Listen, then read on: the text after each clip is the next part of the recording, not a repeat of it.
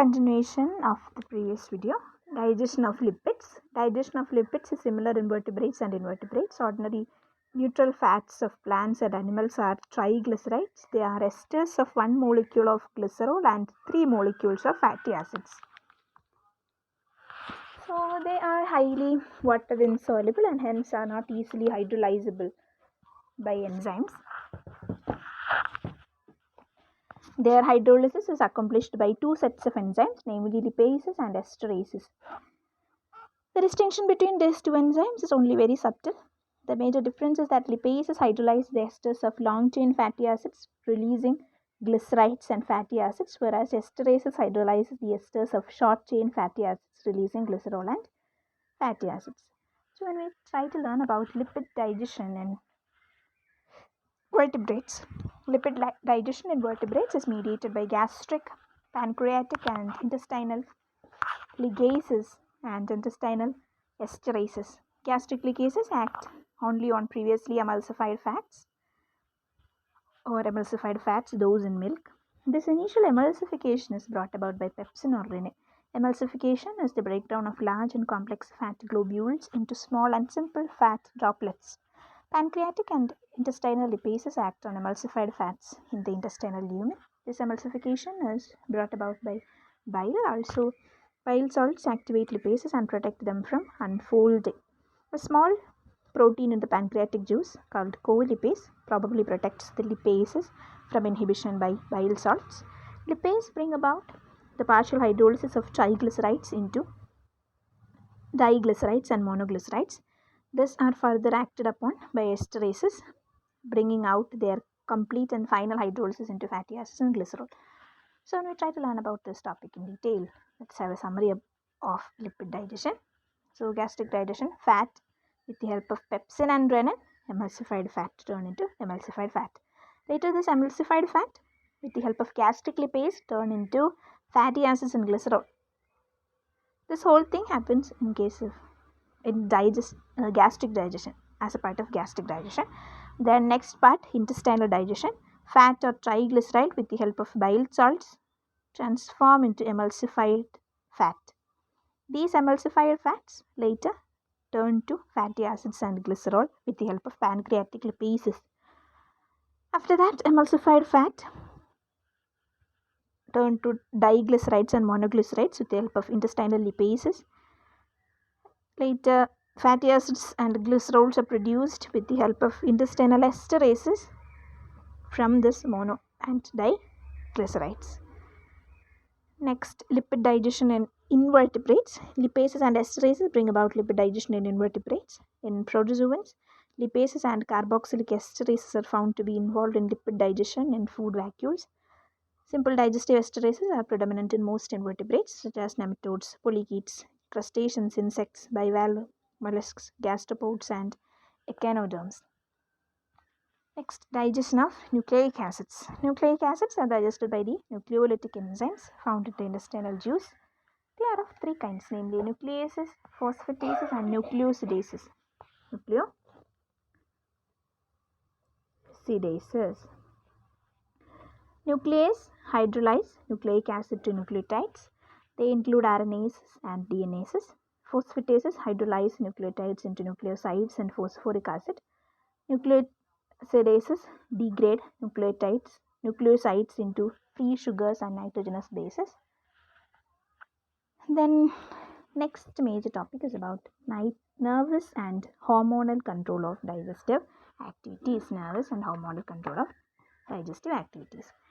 The digestive activities in the gastrointestinal tract are under neural and hormonal regulations.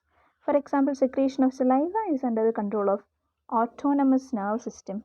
Secretion of gastric juice is under nervous and hormonal control, and the production of pancreatic and intestinal enzymes is mostly controlled by gastrointestinal hormones. So secretion of saliva, autonomous nervous system connected. Then secretion of gastric juice under nerve and hormonal control. Production of pancreatic and intestinal enzymes is mostly controlled by gastrointestinal hormones. Okay. Next, the gut wall of man and other higher mammals is innervated by intrinsic and extrinsic nerves. intrinsic and extrinsic nerves. The intrinsic nerves form the enteric nerve system. It consists of two nerve plexi, namely myenteric plexus or Auerbach's plexus, myenteric plexus, and submucous plexus, Meissner's plexus, myenteric and submucous plexus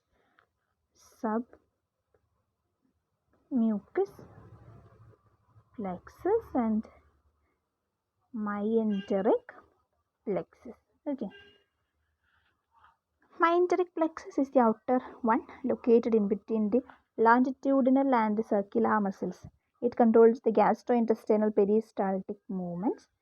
Submucous plexus is the inner one located in the submucosa. It controls gastrointestinal secretions. The extrinsic nerves include the branches of sympathetic and parasympathetic systems. They promote or inhibit gastrointestinal activity.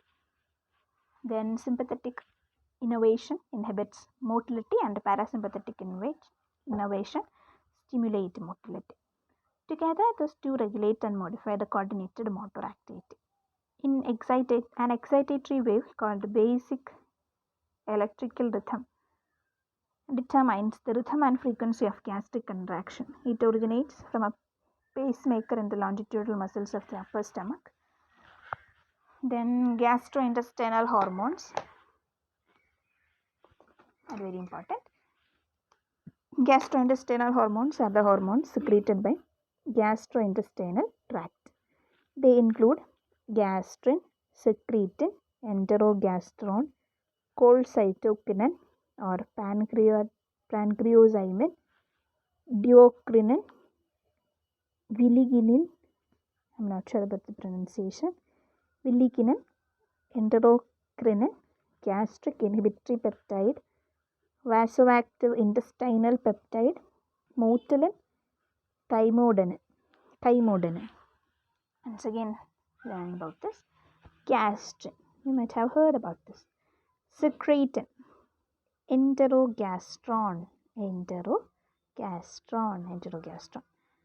cholecystokinin, CCK, cholecystokinin or pancreozymin, PZ, and the representation include PZ, CCK or PZ. Okay. Duocrinin,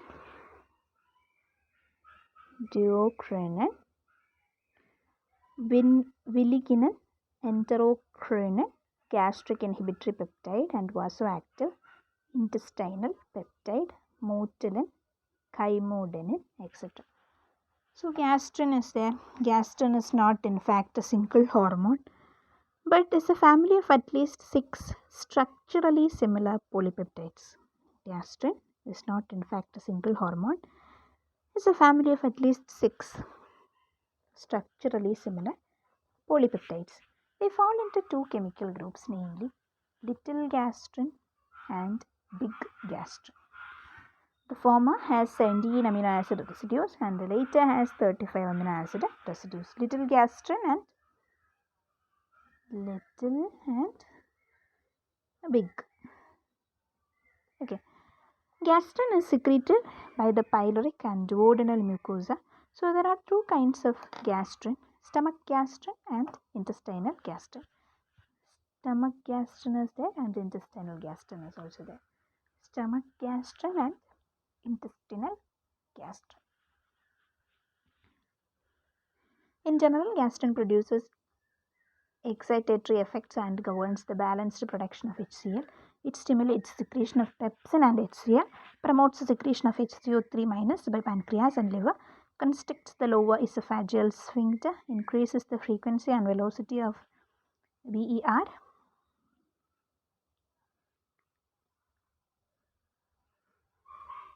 enhances the motility of gastrointestinal tract and relaxes pyloric and ileocecal sphincters.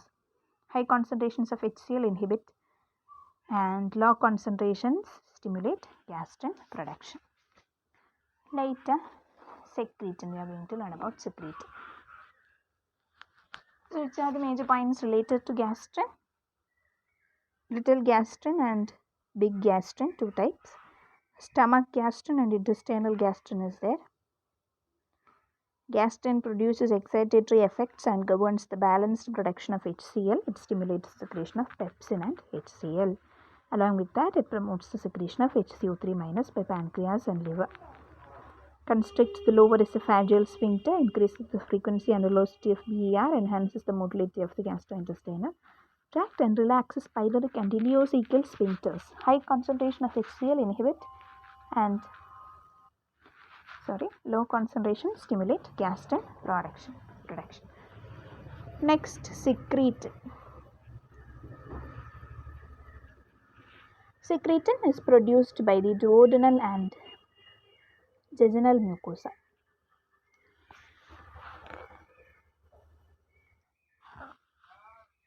Secretin is produced by the duodenal and jejunal mucosa. It counters the effects of gastrin, releases the lower esophageal sphincter, inhibits the secretion of gastric juice, decreases the motility of the GI tract, and stimulates the secretion of primary pancreatic juice, intestinal juice, and bile. Primary pancreatic juice has low enzyme content but has high levels of sodium bicarbonate ion. This is significant in the neutralization of chyme. Then enterogastron is secreted by the duodenal and jejunal mucosa. It is carried to the stomach by bloodstream.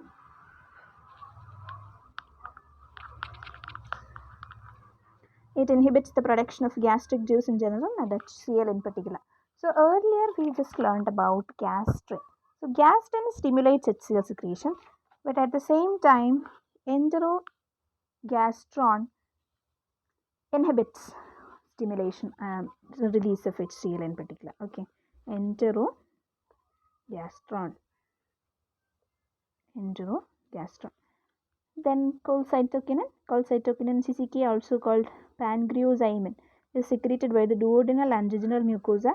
It inhibits the secretion of gastric juice, stimulates the secretion of intestinal juice and enzyme-rich secondary pancreatic juice, decreases the motility of the GI tract, stimulates the contraction of gallbladder and the discharge of bile, and stimulates the relaxation of the hepatopancreatic sphincter. Then duocrinin and villikinin. Duocrinin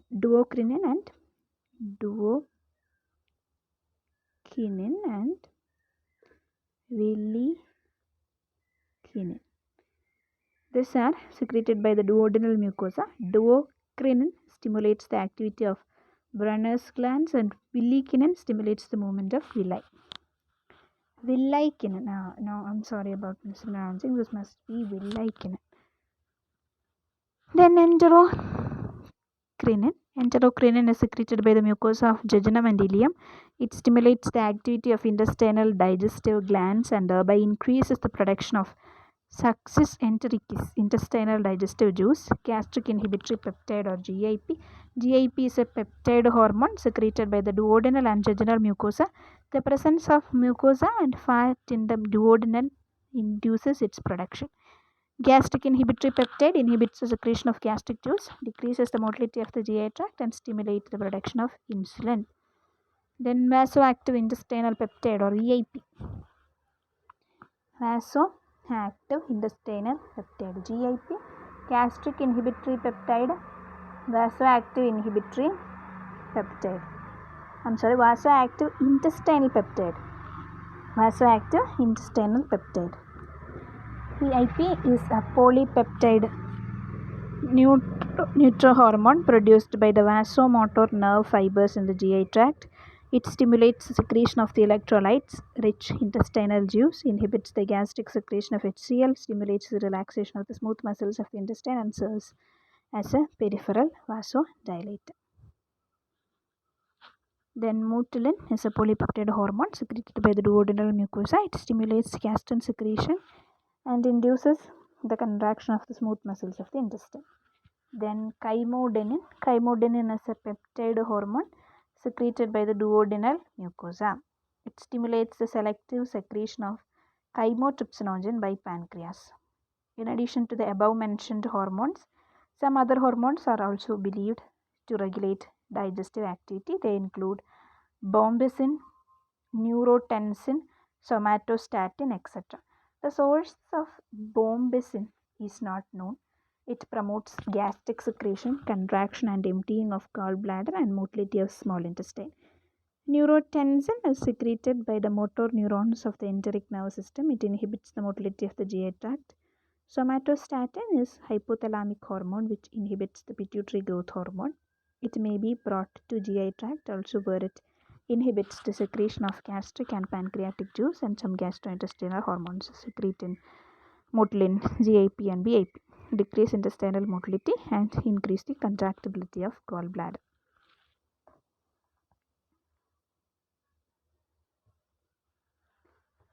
The next is about ruminant digestion. Ruminants are cut-chewing herbivorous mammals. They include camels, cattle, sheep, goats, deer, antelopes, gazelles, giraffes, yak, chevrotain, etc. They have a highly specialized chambered or compound stomach, especially modified for rumination and cellulose digestion. Typically, ruminant stomach has four chambers, namely rumen and reticulum, omasum or many piles, and abomasum, reed. In some ruminants, such as camels and deers, omasum is absent. Rumen is the first and the largest chamber of ruminant's stomach. It harbors symbiotic bacteria, yeasts, and ciliate protozoans which help in cellulose digestion. This cellulolytic bacteria are anaerobes. Rumen serves as a fermentation vat, as a center of cellulose digestion, and also as a storage chamber. Abomasum is the second largest chamber and it functions as the true digestive stomach. It secretes digestive enzymes for gastric digestion. The other chambers do not secrete digestive enzymes. Rumination or cut-chewing is a special adaptation for cellulose digestion. In it, the partly digested food in the stomach is regurgitated, remasticated, and swallowed again for final digestion. In rumination, the animal swallows fresh food without proper mastication. This food reaches the lumen and remains there for some time. Heavy fermentation follows, and the enzymes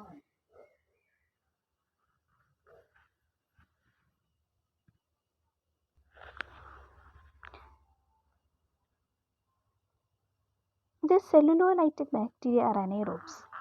So, this rumen is the first and largest chamber of the ruminant stomach.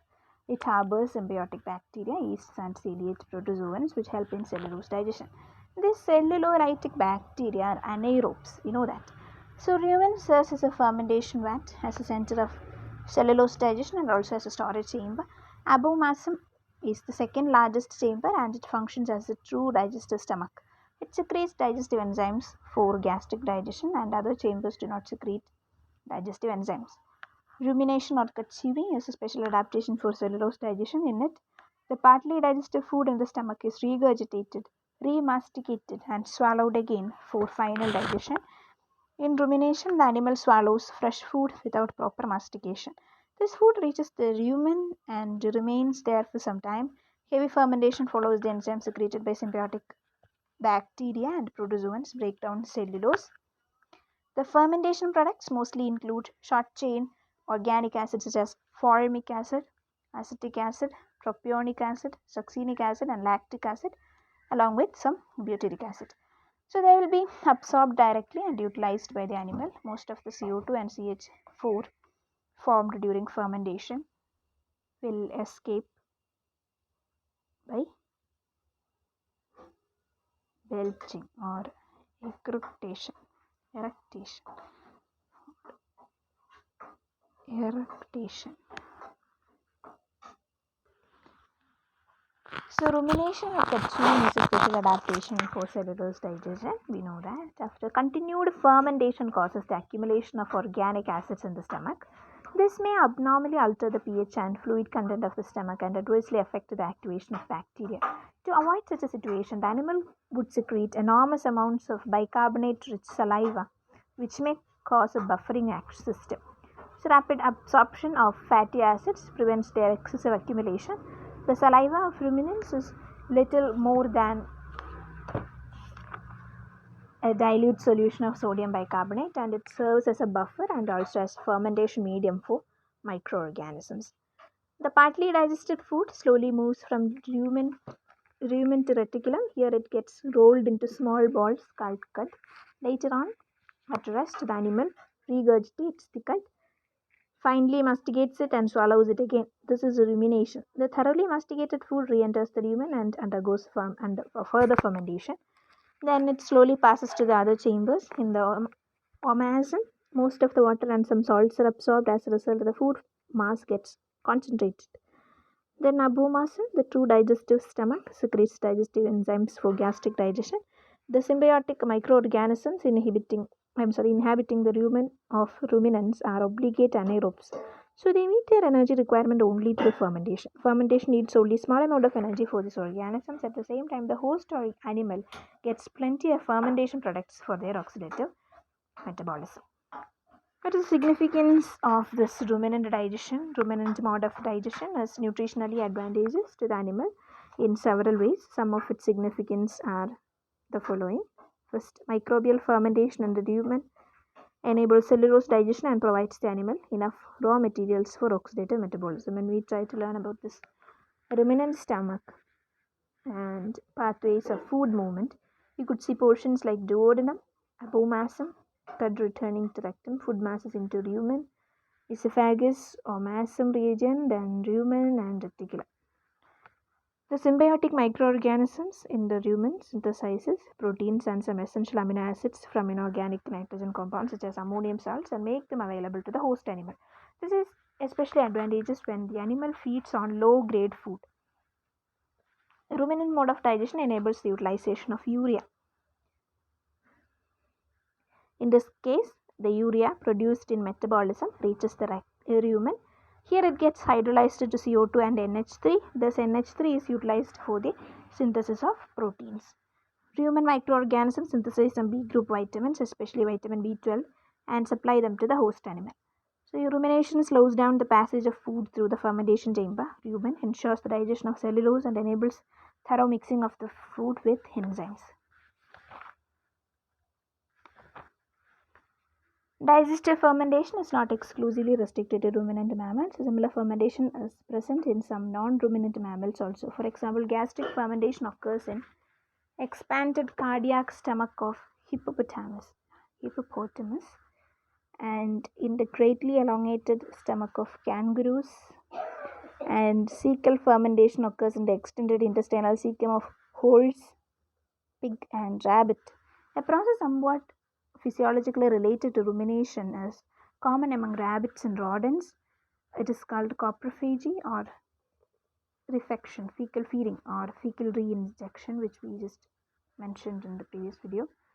In this, cellulose digestion occurs first by cecal fermentation with the help of a symbiotic bacteria in the cecum.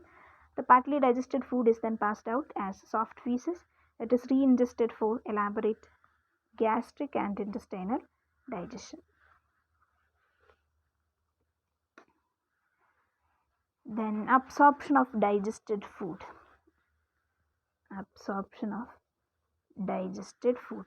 Absorption is the uptake of water, minerals, vitamins, and the end products of digestion of carbohydrates, proteins, lipids, and nucleic acids to the body fluids, hemolymph, blood, and lymph. The body fluid carries them to tissues for assimilation and oxidation. Digestion and absorption take place in the same area in intracellular digestion, but in extracellular digestion, absorption is restricted to some localized areas. In vertebrates, absorption mostly occurs in the small intestine, although some absorption occurs in stomach and large intestine also. The absorptive area is increased by typhlozoal in some invertebrates, for example, earthworms and cyclosomes, scroll valve in some cartilaginous fishes, and valvulate connivence, valve-like epithelial folds, and brush-bordered intestinal microvilli in most vertebrates. The absorptive cells of the lining of the alimentary canal have two main features. They have numerous mitochondria, endoplasmic reticulum, and Golgi bodies. They have brush bordered with fine microvilli at their free end. Mitochondria ensure enormous energy supply. ER and Golgi bodies increase secretory activity of the cells. Microvilli increase their absorptive area. Brush border is rich in enzymes and is lined by an amorphous layer called glycocalyx or cell coat.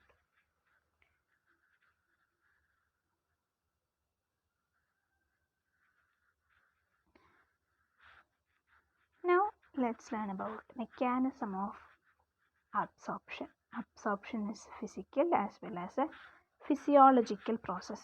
It involves three major mechanisms, namely passive absorption, active absorption, and bulk transfer.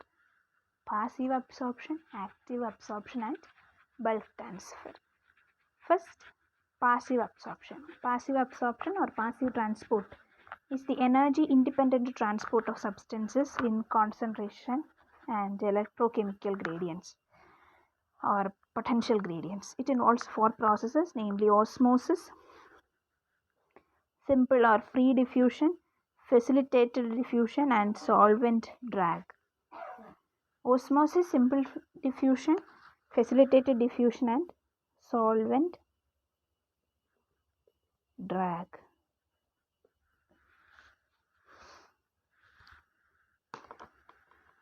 Absorption of water occurs by osmosis. Absorption of water-soluble substances such as glucose, some vitamins, and some minerals occurs by simple diffusion. And absorption of hexose, sugars, and fat-soluble vitamins occurs by facilitated diffusion. Solvent drag, possibly a new term, is a process by which solvent molecules drag solute molecules during the bulk flow of solvent in one direction. Solvent drag. Solvent molecules drag solute particles during the bulk flow of solvent in one direction. Osmosis and simple diffusion are energy independent and carrier free transport of substances across the plasma membrane in a concentration gradient or potential gradient. On the other hand, facilitated diffusion is an energy independent and carrier mediated transport of substances in a concentration or potential gradient. It involves the active participation of a mobile carrier called permease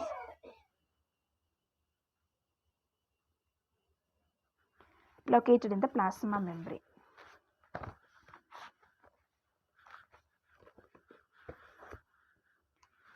Then active absorption or active transport is the energy dependent and carrier mediated transport of substances across the plasma membrane against concentration or potential gradient with the help of a mobile carrier called permease. So it is a physiologically active process powered by ATP hydrolysis and enzymatic catalysis. Next, active absorption. Active absorption or active transport is the energy dependent and carrier mediated transport of substances across the plasma membrane and against concentration or potential gradient with the help of mobile carrier called permease. So it is a physiological active process powered by ATP hydrolysis and enzyme catalysis. Then bulk transfer will be happening. Bulk transfer in the sense this is the absorption of substances in large bulk or endocytosis.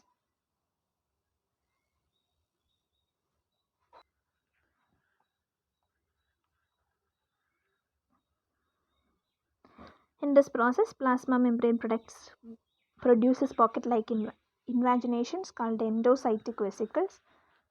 These vesicles soon enclose the substance to be transported into the cell.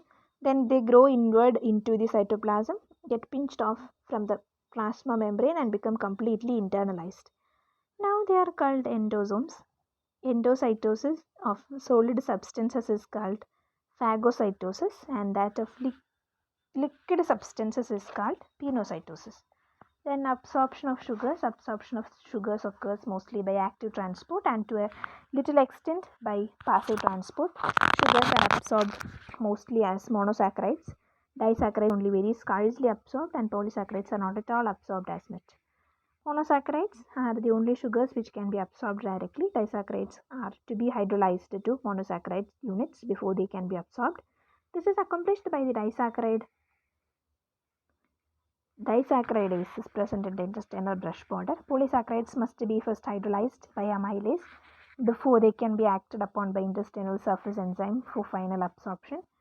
So in general, mono and disaccharides are absorbed to the intestinal epithelial cells as sugar phosphates by carrier mediated active transport.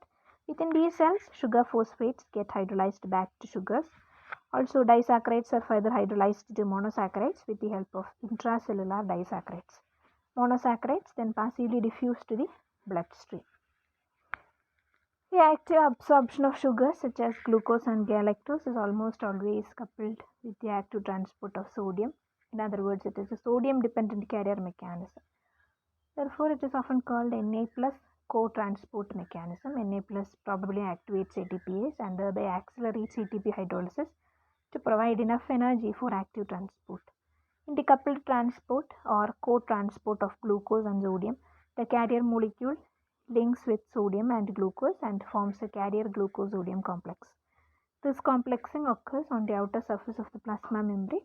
Plasma membrane is freely permeable to this complex, so the complex diffuses across the plasma membrane. On reaching the inner surface of the membrane, its constituents detach from each other. The mobile carrier returns to the outer surface of the membrane for transporting another molecule of glucose. Glucose gets into bloodstream. Sodium pump removes sodium back to the outer surface of the membrane. In human beings, disaccharides such as maltose, lactose, and sucrose are degraded to monosaccharides during their absorption through the epithelium of villi. They are very rarely broken down to the intestinal lumen since the enzyme maltase, lactase, and sucrase are seen to be present in the brush border of the cells. The glycocalyx or cell coat of the cells prevent the monosaccharides from leaking back to the intestinal lumen. Different sugars are absorbed at different rates. This differential absorption is mainly due to the difference in their size, molecular configuration, etc. Pentoses are absorbed more rapidly than hexoses by virtue of their smaller molecular size. Among hexoses, glucose is absorbed more rapidly than others. The absorption preference among hexoses is as follows: glucose greater than galactose, greater than fructose, greater than mannose. As it becomes clear that two the hexoses have the same elemental composition and molecular weight, the rate of their absorption is different.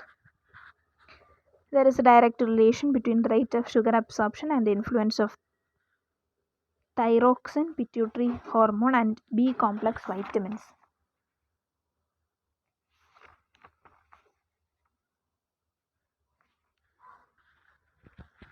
Next, absorption of proteins and amino acids. In most cases, proteins are hydrolyzed to oligopeptidase and amino acids prior to absorption, so they are absorbed mostly as amino acids.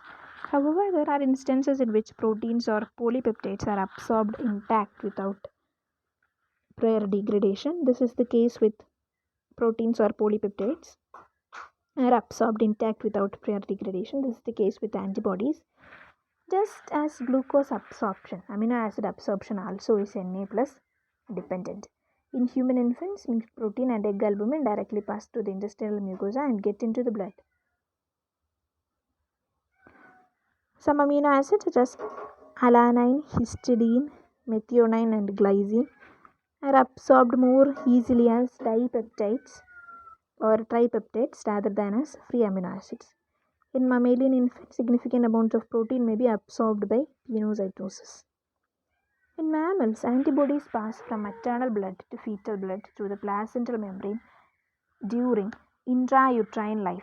Similarly, they pass from mother's milk to the infant through intestinal mucosa during the first few days after parturition. This has been shown to occur in cow, horse,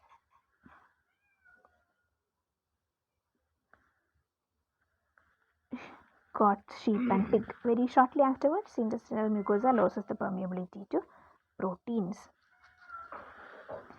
Intestinal absorption of amino acids take place by active and passive mechanisms.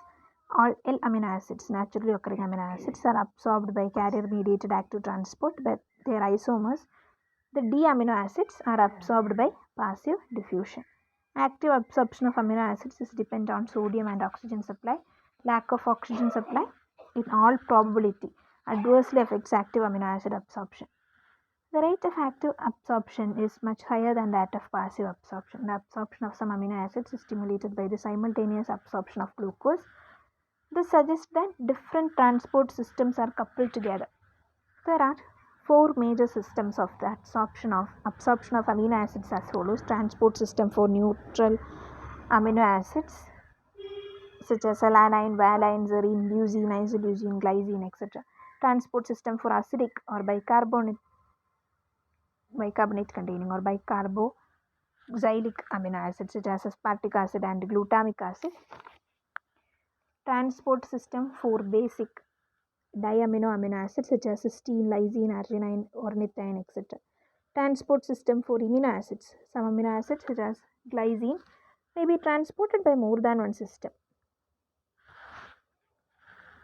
In any system, the different amino acids compete with each other for the binding site in the carrier molecule. So most amino acids do not undergo any chemical change during absorption. Transport system for basic diamino amino acids such as cysteine, lysine, arginine, ornithine, etc. Transport system for amino acids. Some amino acids such as glycine may be transported by more than one system. In any system, the different amino acids compete with each other for the binding site in the carrier molecule. Most amino acids do not undergo any chemical change during absorption, but glutamic acid and aspartic acid undergo a transamination process. They donate amino group by pyruvic acid releasing alanine. The rate of this transamination is inversely proportional to the rate of absorption. So, lower the rate of absorption, faster would be the transamination process, or vice versa. Absorption of oligopeptides involve two major mechanisms. In one of them, the peptides undergo degradation with the help of brush border peptidases and release free amino acids. The released amino acids are then transported by carrier mediated mechanism. In the second mechanism, the peptides bypass brush border peptidases and get into the cell. They are soon hydrolyzed by cytoplasmic peptidases.